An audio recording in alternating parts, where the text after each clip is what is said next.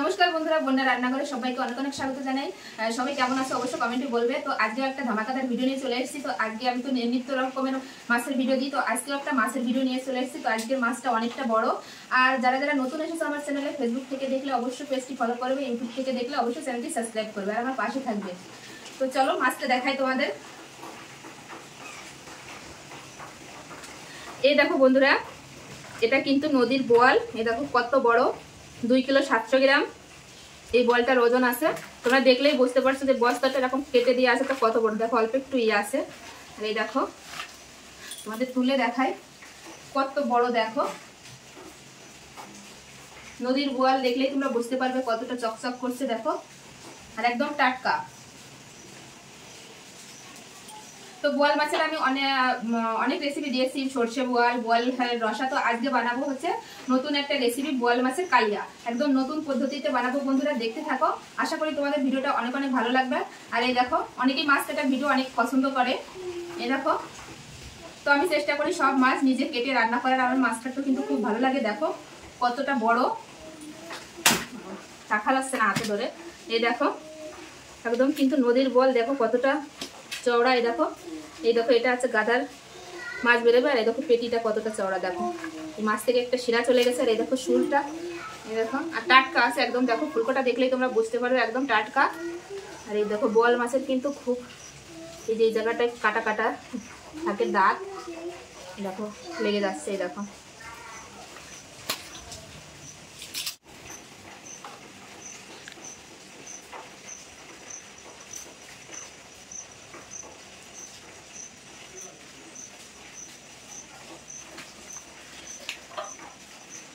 দেখো এই মাছ কিন্তু কাটা একদম সহজ বন্ধুরা, এর কোনো আঁশ নেই, শুধু কেটে নিলেই হয়ে যাবে। দেখো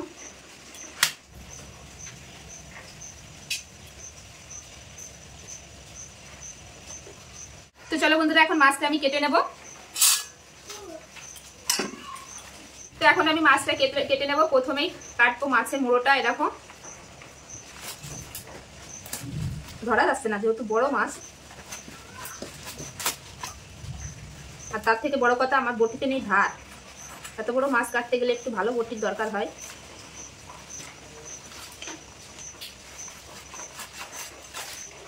তো দেখো মাছটা কেটে নিলাম। এখান থেকে আমি ছোট ছোট করে 3 পিস কেটে নেবো, নাহলে এত বড় মাছ কাটা যাবে না।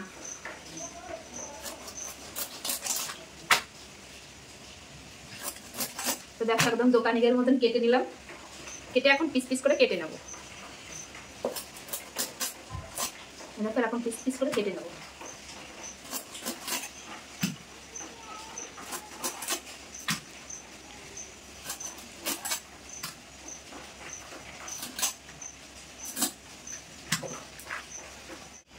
এটাও রিং পিস করবো। মাছের পিসগুলো দেখো একদম হাত ভরে যাচ্ছে।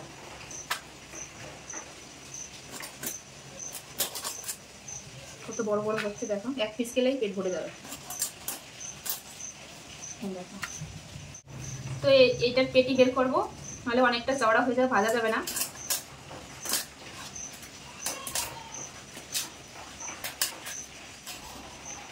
এই দেখো এবার পিস পিস করে কেটে নেব।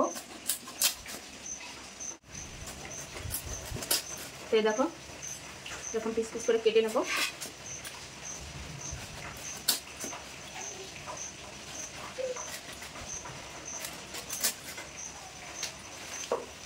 তো এবার পেটির মাছটা কেটে নেব। তো দেখো পেটিটা কতটা চওড়া হয়েছে। তো এটাই হচ্ছে শেষ মাছ কাটা। তো দেখো আমার সব মাছগুলো কিন্তু কাটা হয়ে গেছে বন্ধুরা। আর অনেকটা মাছ হয়েছে। তো এই মাছটা আমি ভালো করে ধুয়ে নিয়ে একবারে মশলাপাতি নিয়ে আসছি। আজকে কিন্তু মাছের কালিয়া করবো, বোয়াল মাছের কালিয়া। কে কে খেয়েছো অবশ্যই কমেন্টে জানাবে কিন্তু। তো দেখো মাছের পিসগুলো কিন্তু খুব বড় বড় সাইজের হয়েছে। তো মাছের মুড়োটা আমি এই রান্নায় নেবো না, তো খালি মাছই নেবো। তো চলো মাছগুলো ভালো করে ধুয়ে নিয়ে আসি, তারপরে দেখা হচ্ছে। তো দেখো আমি মাছগুলো কিন্তু খুব ভালো করে ধুয়ে নিয়ে চলে এসেছি, আর সব মশলাপাতি নিয়ে চলে এসেছি। এ দেখো তো এখানে সব মাছ তো রান্না করবো না, পরিমাণ মতো মাছ নিয়ে নেবো, বাকিটা রেখে দেবো। তো দেখো বোয়াল মাছের কালিয়ার জন্য কিন্তু সব মশলাপাতি আমি রেডি করে নিয়ে চলে এসেছি একদম। তো এই সাইডে আমি কড়াই বসিয়ে দিয়েছি। আর কালিয়া মানে তো ব্রেস্তা করতে হবে, তার জন্য কড়াইতে দিয়ে দেবো তেল। একটু বেশি পরিমাণে তেল দিতে হবে। তো তো এখানে আমি পরিমাণ মতো মাছ নিয়ে নেব। দেখো সব ডিম পিসি নেব। এই দেখো কত বড় বড় মাছের সাইজ। তো কিছু পিটের মাছও নেব। তো এই মাছগুলো হলে রান্না হয়ে যাবে। তো দেখো এখানে তেলটা গরম হয়ে গেছে। পেঁয়াজের ব্রেস্তার জন্য পেঁয়াজ দিয়ে দেবো। তো মাছে আমি লবণ হলুদ মেখে নেব। দিয়ে দেবো লবণ আর দিয়ে দেবো হলুদ গুঁড়ো আর দিয়ে দেবো সর্ষের তেল দিয়ে কিন্তু খুব ভালো করে মেখে নেব। যে কোনো আঁশ ছাড়া মাছে কিন্তু একটু সর্ষের তেল দিয়ে মেখে নেবে, কিন্তু তেলের উপর দিলে একটু কম ফাটবে। তো দেখো এই যেরকম লাল লাল করে ভেজে নেবো, বেরেস্তা করে নেব। তো দেখো বেরেস্তাগুলো কিন্তু আমি লাল লাল করে ভেজে নিয়েছি। তো এবার তুলে দেবো। তো দেখো আমি বেরেস্তাগুলো কিন্তু তুলে নিয়েছি। এবার এই তেলের ভিতর মাছগুলো ভেজে নেব। তো আমি মাছ দিয়ে দেবো। একটু সাবধানে ভাজতে হবে, কারণ এই মাছগুলো কিন্তু একটু ছিটকা হবে। আমি এইভাবে ভেজে নেব। তো আমি এইভাবে মাছগুলো কিন্তু কালিয়ার জন্য লাল লাল হালকা লাল লাল করে ভেজে নেব। তো মাছগুলো এবার উল্টে দেব।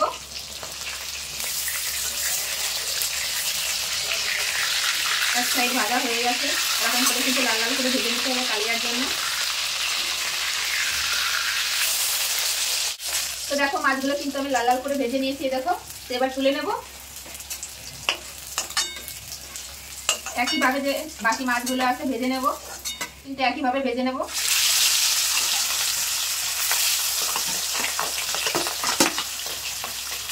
তো দেখো এই মাছগুলো কিন্তু লাল লাল করে ভেজে নিয়েছি। এবার তুলে নেব, তুলে রান্নাটা শুরু করবো।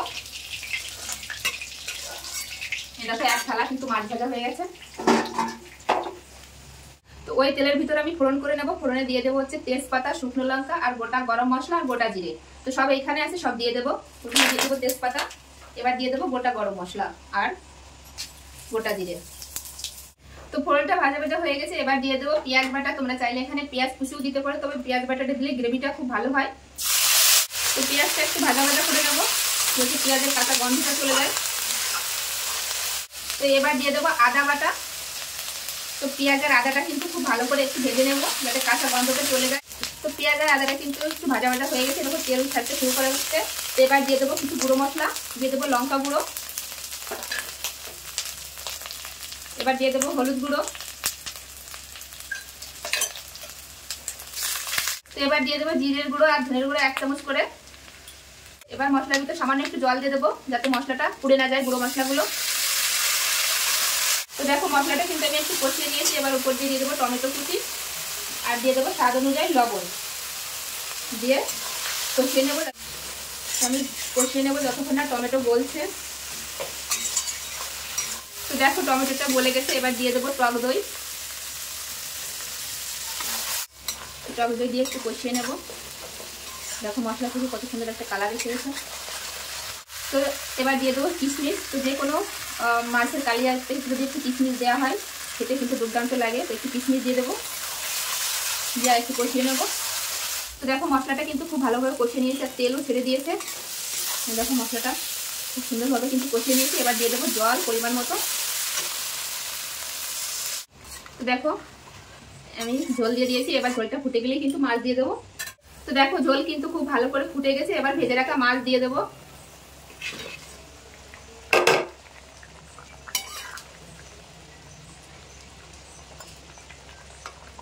মাছ দিয়ে একটু ফুটিয়ে নেব।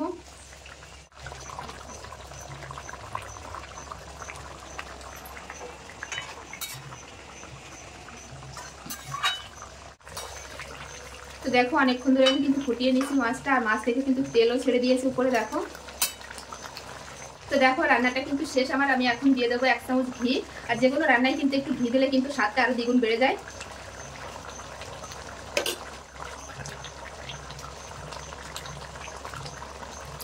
তো দেখো বোয়াল মাছের কালিয়াটা কিন্তু আমার একদম রেডি। তো এখন আমি গ্যাসটা বন্ধ করে দেবো, দিয়ে নামিয়ে নেব।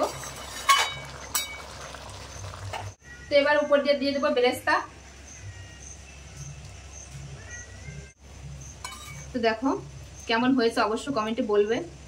বোয়াল মাছের কালিয়া, তো অনেক ধরনের মাছের কিন্তু কালিয়া খেয়েছো, কাতলা মাছ, রুই মাছ, কিন্তু একবার বোয়াল মাছ এভাবে কালিয়া করে দেখবে, দুর্দান্ত লাগে কিন্তু বন্ধুরা। এই জায়গাটা পরিষ্কার করে তারপরে আমার ছেলেকে নিয়ে খাবো। তো তো দেখো এই জায়গাটা পরিষ্কার করে আমি আর আমার ছেলে চলে এসেছি। তো এই দেখো আমার ছেলে নমস্তে, হ্যাঁ নমস্তে করে দাও।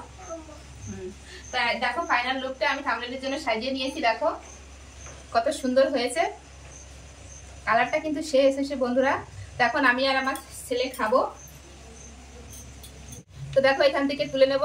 এই দেখো সবচেয়ে বড় পিসটাই নিয়ে নিলাম ছেলের জন্য। গ্রেভি নেব।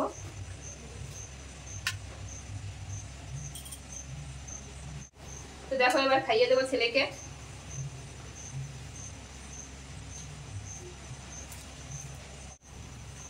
এবার মাছ খাওয়াবো। আর এই মাছটা কিন্তু বাচ্চাদের জন্য ভালোই, কারণ এই মাছে কাঁটা কম থাকে। এবার পেঁয়াজ দেবো। তো দেখো এবার মাছ খাওয়াবো। এই মাছে কিন্তু কাঁটা খুব কম, বাচ্চারা কিন্তু খুব ভালোভাবে খেয়ে নেবে। এই দেখো আর মাছটা কত সুন্দর, দেখো নদীর মাছ, স্বাদ কিন্তু সবসময় ভালো হয় নদীর মাছের।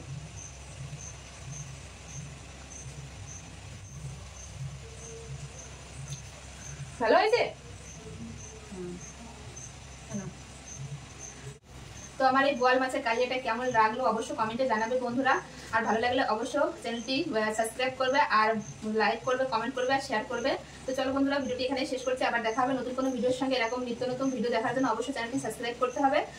আর এরকম বড় বড় মাছের ভিডিও যদি দেখতে চাও অবশ্যই কমেন্টে বলবে। আর কি কি ধরনের তোমরা রান্না দেখতে চাও সেটাও কমেন্ট করে জানাবে, আমি সেইভাবে ভিডিও তৈরি করব। তো চলো, বাই।